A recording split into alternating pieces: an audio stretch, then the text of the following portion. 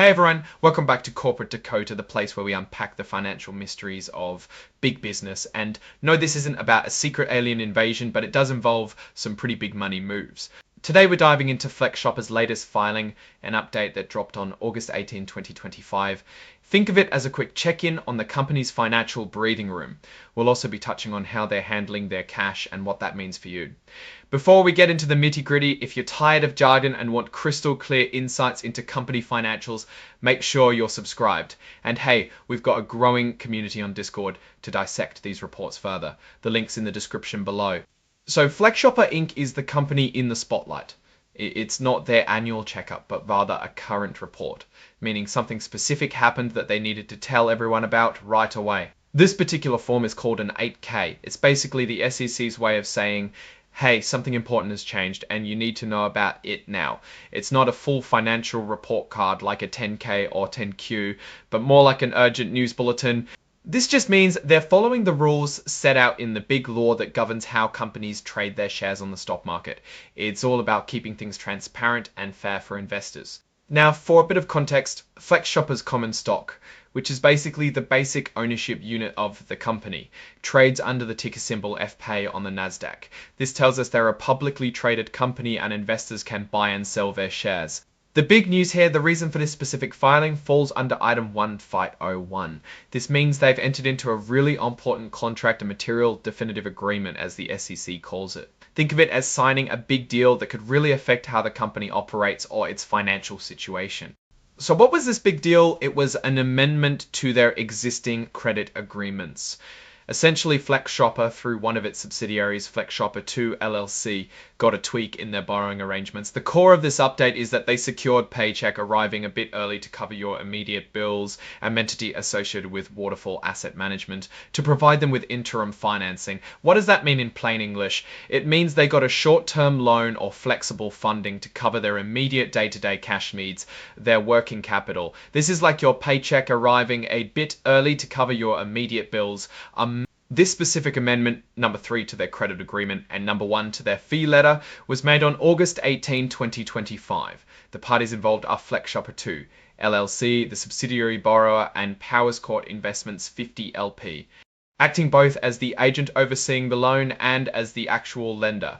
This tells us the source of this new funding. The filing also lists what exhibits are included. These are the actual documents that back up the claims made in the report. Exhibit 10.1 contains the actual amendment documents we just talked about.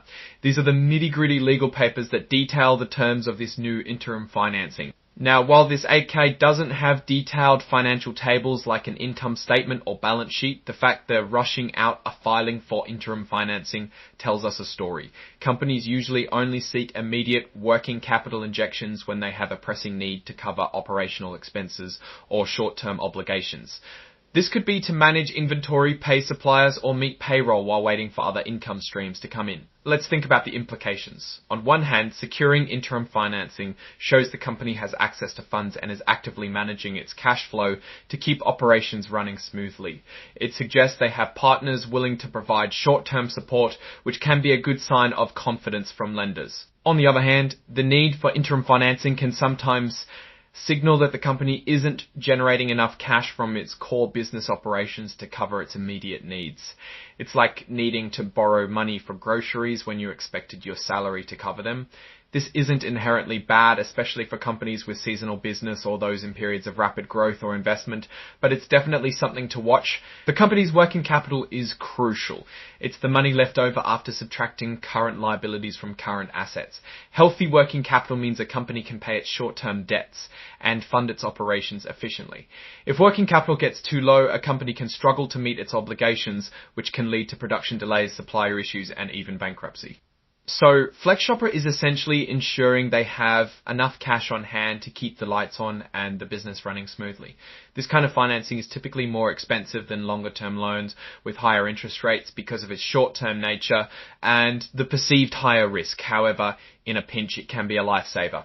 Looking at who signed off on this, John Davis, the President and Chief Operating Officer, put his stamp of approval on the filing. This indicates that the company's leadership is aware of and responsible for this financial move. The report was signed on August 20, 2025, just a couple of days after the amendment was made. This quick turnaround emphasizes the urgency and importance of this financing for the company.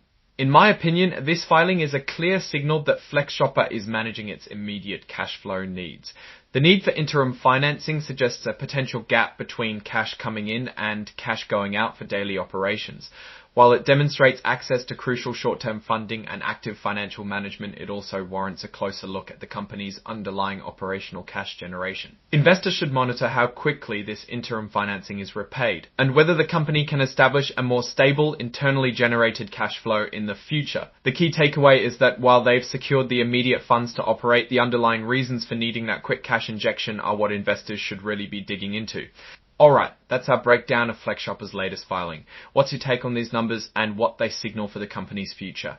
Drop your thoughts in the comments. If this analysis was valuable, hitting that like button really helps, and subscribe for more deep dives. Don't forget to check out the Discord in the description. Thanks for watching. See you next time.